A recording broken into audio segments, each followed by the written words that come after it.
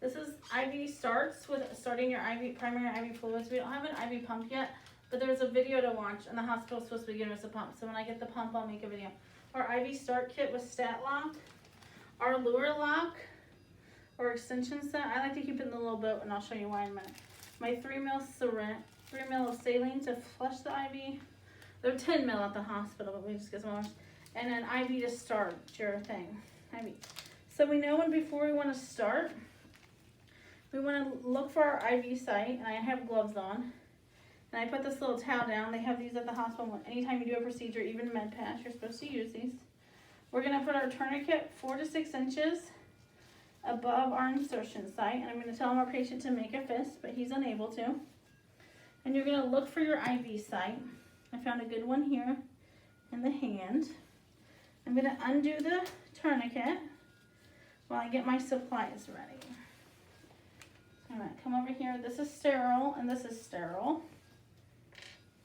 And I'm going to flush my little, I'm going to push the air out. And then I'm going to take my cap off and sit this in a little boat because that's sterile.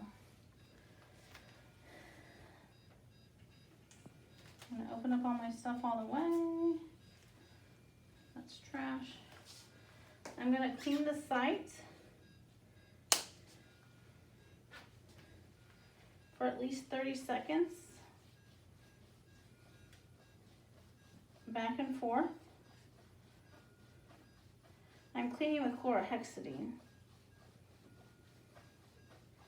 And I'm gonna let it dry. Am I gonna blow on it? No. Am I gonna cough on it? No. I'm gonna put my tourniquet back on 4 to 6 inches above the insertion site. So I should open this. And I open this as it's drying. Pull off the lid. I want it bevel up. Your textbook says to go in at a 10 to 30 degree angle. I'm going to pull with my non-dominant hand the skin tight so you can see the vein poke up.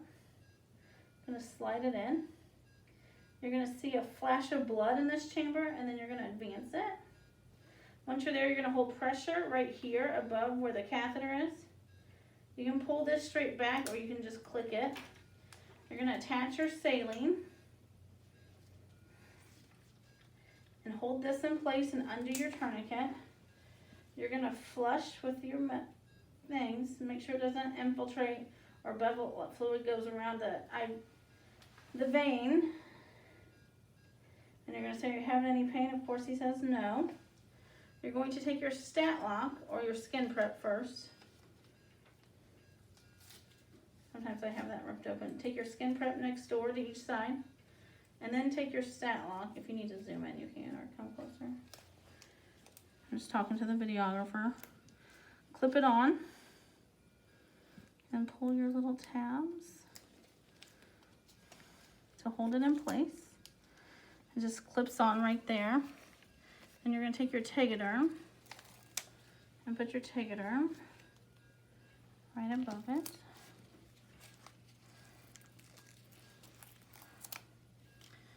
And then you can undo your syringe so it doesn't pull on it. And then take your other tape and loop it around.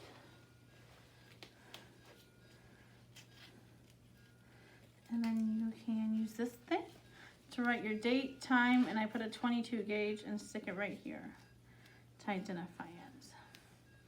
Now I'm going to prime my fluids for our patient with my IV pole.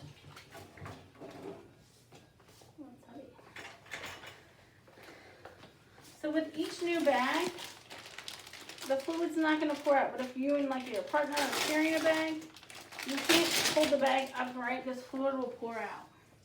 I'm going to pull this one off and hang it upright. Luckily for me, I'm short. When you go to open your tubing, it's perforated, so just tear. I like using electronic infusion devices because you don't have to count the drip rate. I went ahead and locked this. And when I go, this is sterile, and this is sterile, so I'm not going to touch it. I'm going to poke it straight in. I'm going to fill my drip chamber half full. it might say 2/3, but I usually do half. And then I'm going to pretend to have a pretend trash can over here, which I won't need it because I've done this a lot. Some of you may got to do this during your internship. So the fluid's here, and it's just going to go through here. And as it goes, you want to tip these little valve ports, these little Y ports. I can see the fluid coming. Maybe it stopped because of the clamp. Tip these Y ports to get the extra air out.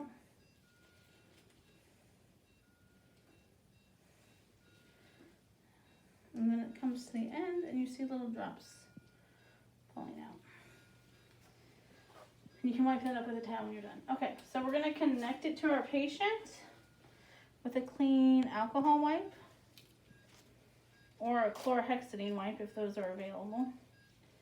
Scrub back and forth. And then you're going to attach your saline. And then you would plug this into your electronic infusion device. This is the thing that opens the door if we have when we get our sample, and I'll make a video of that, but I just wanted to show this to you. And the fluids are going into his arm. And when you're practicing, just come down here. Make sure these are in a trash can so fluid doesn't go all over. If it happens, it happens. We can wipe it up with towels. So now he's had his IV for 10 days.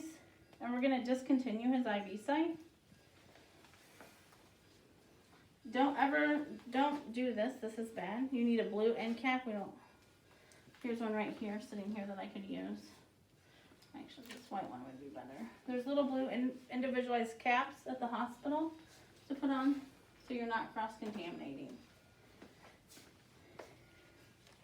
Your tubing, if you hang it, it's hung on day 1. You're going to change it on day 4. Usually they change it at 9 p.m. Okay. So we got this. We're going to take his IV out. You're going to perform hand hygiene and put on clean gloves. And you're going to say, Mr. Smith, I'm going to take your IV out. Now you can wet this with your alcohol prep pad. To loosen it. And it says on your stat lock, it clearly says remove with alcohol. It makes the peeling up the tape easier. You don't want to peel their skin. So I'm pulling up my tegaderm first. Nice and easy it comes. It's not going to come nice and easy on a hairy person. It's going to stick to you some. Then you're going to take this, have your gauze ready. You're going to remove it nice and slow and parallel with the skin. Peel that off. That's stuck to him. That's fine. And you're going to hold it nice and slow. And you're going to hold pressure for at least 30 seconds. Now, in your checkoff, if you do all this right and you leave the tourniquet on, you might fail your checkoff, or depending on how long you leave it on. If you notice it pretty quickly after you accidentally do something and you take it off, you only lose your 2 points and get an 8 out of 10. So if you leave it on and you hook up your fluids and his arm starts to turn blue, you're going to fail your checkoff. If you have any questions, please let me know and just shoot me an email or stop by. Thank you.